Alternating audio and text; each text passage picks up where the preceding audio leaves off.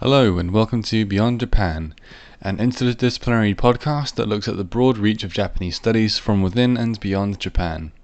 This podcast is brought to you by the Center for Japanese Studies at the University of East Anglia, in collaboration with the Sainsbury Institute for the Study of Japanese Arts and Cultures. I'm your host, Oliver Moxham, Project Coordinator at the Center for Japanese Studies and researcher of Japanese War Heritage. This week we are joined by Dr Eugenia Bogdanova-Kummer, lecturer in Japanese Arts, Cultures and Heritage at the Sainsbury Institute, who will be introducing to us calligraphy and the post-war avant-garde movement. We hope you enjoy the show. Good morning, Eugenia. Thank you for joining us on the podcast.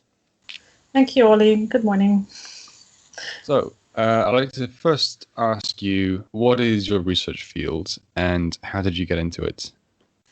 So it's hard for me to say what exactly is my research field because I kind of work across several ones. I probably feel closest to art history because that's my training and that's what my dissertation was like. So that's basically the methodology that I'm using. But I had training in Japanese language and linguistics, in literature, and general Japanese cultural studies. So it's primarily Japanese studies, more art historical, visual studies, definitely.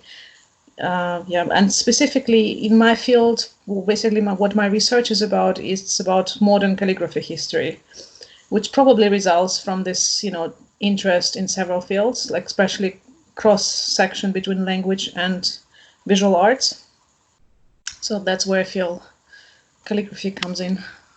Right. So quite a mix. Why did you choose calligraphy? Because, as I said, I'm interested in the ways how language is visualized. So not only, what we read, but also what we look at while we read. And that's aspect that I feel deserves more attention generally, especially in East Asian cultures. And actually, when we look at the ways how calligraphy is being researched and situated generally within Chinese studies and Japanese studies, the difference is striking. Because in Chinese is such an established field in the Chinese art history and in sinology altogether. And in Japanese it seems completely marginalized. I was actually surprised when I started researching for my dissertation how little has been done on calligraphy history, in particular on modern calligraphy history in Japan. I just couldn't believe it. There are virtually maybe 2-3 article-long papers in English written in that field and nothing else. That's really incredible. And so that's when I stopped doubting what should be my field. Yeah, I guess there's lots of work to be done there. So could you just briefly explain which countries calligraphy is a dominant cultural aspect and perhaps why you think it's not so prominent in Japan, in academia at least? You mean why calligraphy is so prominent in other countries but not in Japan, or? Well, generally, just give us an idea of what regions you can find calligraphy as a prominent cultural aspect. Calligraphy, yes, as a cultural practice. Basically every culture that has writing has some form of calligraphy because it's the question of how you define calligraphy, but in my understanding, you can look for several definitions, but this is, artistic interpretation of writing culture, very broadly speaking. And each culture that has writing has some people who work professionally with writing, scripts and typography, prints, all this type of thing. So broadly speaking, of the prominent examples, famous examples, of course, we have the East Asian calligraphy. I wouldn't necessarily separate so strictly between Chinese and Japanese, especially in the pre-modern period, and also Korean and all other spheres of the Sinospheres, because it was a joint cultural sphere, and calligraphic models traveled from China to Japan, and it was shared knowledge and shared visual culture. So that's, of course, a very prominent example. Another prominent example is Arabic calligraphy, of course. Very famous, very well known as well. There's some very interesting parallels between, Sino-Japanese and Arabic calligraphy history and takes on that, especially the role that it plays in culture, the relationship between religion and writing. That's actually very interesting. That's very fascinating. Also under-researched. That's pretty much many aspects of this field. But also, in Europe, there were such strong calligraphic traditions as well, which are probably not so strong today, but medieval Europe, when we think about it, there were examples here as well. Yeah. Mm-hmm. I see. And so what do you think is so special about calligraphy? Because calligraphy and generally the visual culture of writing is something that we perceive subconsciously and which nevertheless carries a lot of information. So when you look at how something is written, beyond the message that is being written, you also read information about the style of the script, be it handwritten or be it printed. You can very often read time, when was it written? If it's if it's handwritten, it's even richer. So you can try to guess education level. You can try to guess the artistic direction of this artist, of the writer. You can try. Sometimes you may be able to get the mood, especially if person is really frustrated or angry or has some type of crisis or is very ill. You are able to see it in writing, and it's actually fascinating because you have this evidence, or you have this piece of paper in front of you, and it immediately connects you to the personality of the person who wrote it there. That could be centuries ago. It's quite astonishing, actually. Amazing. And many aspects of it are even more directly related to personality, personal histories, personal connections than even in painting. So in some ways, it's like reading a diary almost. Yes, and it's even reading emotional diaries, not just what happened, but also how did person feel, and and also very often is also how the person wanted to represent himself or herself, by choosing specific style or by choosing specific ink or brush or something like that. There are messages that being conveyed, through this as well, not just through what is written. And I think when we pay more attention to this aspect, we learn so much more about Japanese culture altogether, not just art history or not just, history of calligraphy, but really more generally about culture. And I think this should be much more prominent incorporated in the Japanese studies altogether. And not just Japanese studies, but into cultural studies. Definitely. It's obviously a globally relevant field, as you've stated. You mentioned education earlier, how you can tell the different education levels of people who have written calligraphy from how they write. And I was under the impression that calligraphy was, for much of at least East Asian history, an elite cultural practice. Are you saying that there was a time where it shifted away from elites? Yeah, I think it's artistic calligraphy, or calligraphy as a form of visual expression is probably more indeed something for elites, even though it also very much depends on when do we look at, what period of time we're looking at. It's also same as with artistic lineages. There are also calligraphic lineages, so there's like dynasties of calligraphers. And I don't know whether we can call them elites or not, because there are also professional people who work in calligraphy across generations, and it's just what they do for life. So it's just a different type of people. But in a sense, also common people in Japan also, when people learn to write, it's very much also about how you write, so like the aesthetics of it. And even today, as a foreigner, as myself as a foreigner studying Japanese language, script, and it's actually extremely easy to distinguish the writing by a Japanese person and by a foreigner. It stands out immediately. So it's just very much about training and joint training, and it's also about how much time do you dedicate to practicing it. So I wouldn't necessarily call it elite practice. I think it was elite practice, in the medieval times, maybe. But it also was like really a practical skill as well. But today, not necessarily. I think many, calligraphy is part of school education. So everybody who studies at Japanese school has introduction to calligraphy and actually has some training in calligraphy.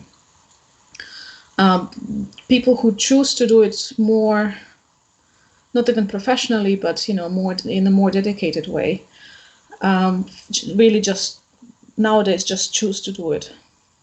Maybe sometimes they have more special background, or they're just more inclined to this, more literary type of activities. But I wouldn't necessarily make it such a elite practice today. That's at least not how I perceive it. And when I talk to calligraphers, like contemporary calligraphers, many of them are school teachers, or they work in education, or they just quite usual jobs. This brings us on to your field of research. You specialize in post-war avant-garde calligraphy. Could you explain what precisely that is, first of all, and why you chose it? First, let me explain what that is. So in the 1950s, actually starting from the end of the Second World War, there was a very strong movement in Japan to modernize and to innovate calligraphy. And there were several reasons for that. So one of them being that during the very active democratization reforms by the Allied forces, calligraphy was really questioned. The status of calligraphy was questioned, and it was eliminated from school education as basically not necessary by the occupation authorities. And so calligraphers felt that their practice is being just threatened, and they felt like they need to change something about it. And so what they started doing, they started actively trying to transform it and to bring it closer to general public and to audiences not only in Japan but abroad, so that foreigners and global audiences would be able to understand what they're actually doing. And of course, since calligraphers are working with language, it's hard because you have to transcend this language somehow. You have to transcend the language border. And so they started creating works that more and more echoed abstract painting. And visually, when you look at the post-war avant-garde calligraphy, it's sometimes very hard to tell the difference between abstract painting and and avant-garde calligraphy.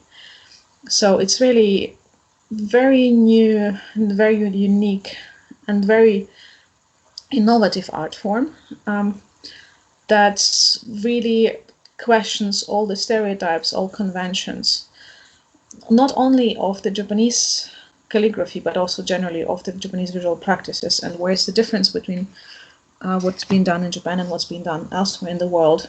They even experimented with abstraction for a short period of time. So there was maybe 4 or 5 years when calligraphers, not all calligraphers of course, but some of them actively worked with abstract images. So they did not use characters anymore, which is quite interesting, but also poses all these difficult questions about what is calligraphy then if it's not using characters anymore. So what is it? Is it just art form that uses ink on paper? But they were also experimenting with oil on canvas, or with other media, with enamel, for example. So it's very complex art. It's a very complex part of calligraphy history, which for me is extremely interesting because it's visually very appealing, and it also has all these big questions about international exchange, visual exchange, artistic exchange, about Japanese identity, about tradition, about modernization, and about the possibilities of incorporating traditional art practice into contemporary art and making something that is Japanese and actually something that is not meant for people who don't read it, actually. How to make it such that it's understandable to somebody who doesn't read it. So, and another reason for me to go into this field is that it's so under-researched. So somebody had to do it. Just to build on that notion that you raised earlier about how once the post-war avant-garde calligraphy moved away from using characters. I guess calligraphy, even before this stage, sort of occupies a grey area between literature and painted art. So in this way, how does it relate to these fields and other fields? I mean, this is in a way how calligraphers, argued about their experiments with abstraction, because they don't, calligraphy is not necessarily defined through words, through words that are being represented. It's much more than that. It's very much about training. So it's about visual language altogether. It's about particular brush positions and brush movements and brush strokes. And all the philosophy that comes with it. So yeah, calligraphy, in a sense, it's a cultural practice it's hard to pigeonhole it. It's hard to define, and it's also hard to confine into existing categories. So it's not really purely art history. It's definitely not purely literature studies. It's also not just history or anything like that. So it's really a cultural practice that goes in between. And what happened in the post-war years, that some of the artists took out one aspect of it, the literary aspect, but everything else stayed. Connections to visual arts stayed. They remained. The connection to religious practice and religious Zen Buddhism and calligraphy, that all stayed. Historical references to Chinese classics, that was all there, even in abstract works. I think it's probably hard to tell about it. It's, for me, quite unusual to talk about it without showing actually how it looks like. But that's the challenge of the podcast, I'm afraid. So in the post-war context, you talk about how calligraphy felt threatened, and in this way it was responding to the dramatic social changes that came about in the post-war. Do you believe that calligraphy had a direct social impact as it changed in this way? It had an impact on a part of the society. So I wouldn't say it depends which impact you mean. So in terms of how the generation of children that grew up in this point of time experienced calligraphy, yeah, it had a drastic impact. Because we had 5 years when it was not part of school education, and then it got returned. So you had some children who didn't experience it, and then it got reintroduced, so they got introduced to it again. Otherwise, what's happened also, because this movement, the avant-garde calligraphy movement, it sounds like it's quite a niche thing, it's quite marginalized, but actually it wasn't. It seems today it's a bit hard to imagine, but back then calligraphy was part of the global art exchange, really. And calligraphers, some prominent calligraphers of the Bokujinkai group, of Keiseikai, Sojinkai, some others, and independent artists like Hidai Nankoku, they exhibited in the most prominent international art venues. So they were at São Paulo Biennale, Carnegie International, at the Museum of Modern Art in New York. They really managed to bring their art to the global level. And I think that had an impact. It had an impact of how Japanese culture was perceived abroad, but it also had a big impact on how it was perceived in Japan. And I think it really helped to re-establish the position of calligraphy, to elevate it once again, and to show that, yes, this is a practice that, cultural practice that is relevant and it is valuable for Japanese culture, and it definitely should not disappear. So I think, in a sense, they reached their goal.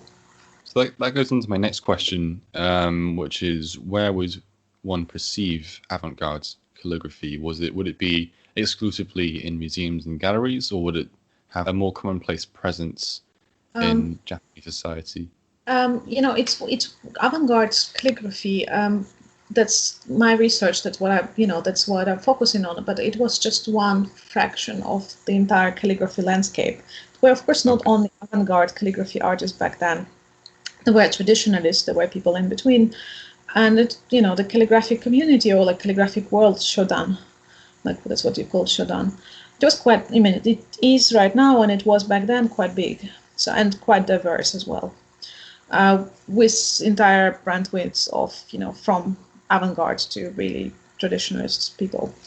The impact of this avant-garde art movement back then was, I think, significant, but they did not overtake the entire calligraphy world. They did not really become a dominating force in the calligraphic community, even though probably the most prominent and the most noticeable. And yes, you could see it. You can see these works in exhibitions and galleries, but also calligraphers who practiced it.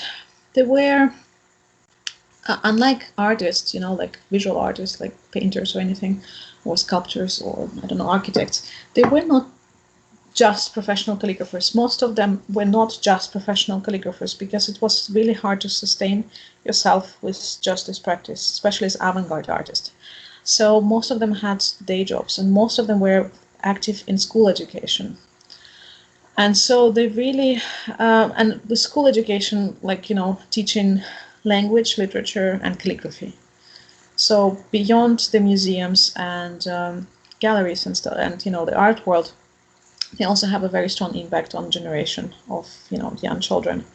It's interesting, but you probably know Toshio Watanabe from the Sainsbury Institute, professor in Japanese arts. So he was a child in Tokyo in the post-war years, and he actually was accidentally turned out that one of his calligraphy teachers was Ueda Sokyu, actually very, very prominent figure in avant-garde movement. Yes, and he even got a letter because he Professor Watanabe, as a child, he sent his works for competitions, so he get letter from Ueda Sokyu, and for me this is absolutely. It's like historical document. Amazing. It's really. Yes. So I have one last question. So as you mentioned, anyone who has learnt Japanese or writes Japanese will know how much the aesthetics matters. How you said how it's very obvious to you when reading handwritten Japanese, whether it's been written by a foreigner or someone who is Japanese. I'm just wondering where the line is drawn between someone who can write Japanese in a very aesthetically pleasing manner, and someone who can call themselves a calligrapher. First, about difference between foreigners and Japanese people who write, and that you can distinguish it. Yes, you can distinguish it, but only for those foreigners who didn't grow up in Japan. Those who did usually went through the training. So it's really a matter of training, really. Yeah. And of course, Japanese people who did not grow up in Japan and didn't go through this very rigorous training system also very often have handwriting that's different from those who went through it. So, yeah. But, typically foreigners who write Japanese did not grow up in Japan. So that's usually how you can tell. As for the difference between calligraphers and people with a nice handwriting, this is a very good question. And to be honest, same as with avant-garde artists, what you call calligraphy, if it's an abstract work, why is it calligraphy? It's a matter of identity. If you identify as a calligrapher, it's, I think, and if you're good enough as well, and your peers recognize that you're good enough, I think that's justified to call yourself a calligrapher, even though just good handwriting doesn't give you that, because calligraphy is not just about the looks of what you write, but it's also it comes together with all the training of classics. It comes together with knowledge about theories of calligraphy and all philosophy behind it. So it's not just what's written. I mean, very often from the written thing you can tell whether the person is aware of this movement or not. But just having good handwriting probably not enough to call yourself a calligrapher, and probably a person would not call himself or herself a calligrapher is if he, or at least in Japan, if he or she is not associated with this calligraphy community. I see. And that's also important. Yeah. So to make a calligrapher, it requires the traditional training as well as recognition from peers. Training, recognition from peers, and generally knowledge about the field. So not just the skill, but also the awareness of the history and awareness of theories and practices. Yeah. So it's much more than just the actual handwriting. So are you a calligrapher, Eugenia? No, I'm not. And it's actually quite a common question. I'm an art historian. Okay. And it's been a very good excuse because when you study calligraphy history, one of the, at least in Japan, one of the first questions you get asked is whether you're practicing yourself. And my colleagues who are doing painting history usually don't get this question asked. So no, I'm a historian. I'm an art historian who studies this, but I don't practice myself. Well, thank you for such a fascinating conversation. Can you, before we finish, can you just tell us what your recent research is and if you have any books coming out? Yes, thanks for asking. Yes, so it's there's a book indeed. There's a book coming out this September, hopefully this September, maybe October, called Boku Jinkai, Japanese Calligraphy and the Postwar Avant-Garde, published by Brill, and this is very much will be a history of avant-garde movement of calligraphy in Japan, and its connections to abstract art movements in Europe and in United States. So the ways how Japanese calligraphers interacted with Paris School of Abstraction and New York Schools of Abstraction, and it's this is really a milestone for me. So I'm so happy that this is finally coming out, and hopefully some of you will have a chance to read it. Yes, and I plan to stay in this field for longer because there's so much to Yeah. And I'm also looking in other practices that merge visual language and visual arts and language, such as visual poetry and typography. That's something I'm getting more and more interested in, but I definitely plan to stay in calligraphy as well. Yeah. Well, it's good to know we'll have some more text in English on the topic coming out soon. Yeah, hopefully.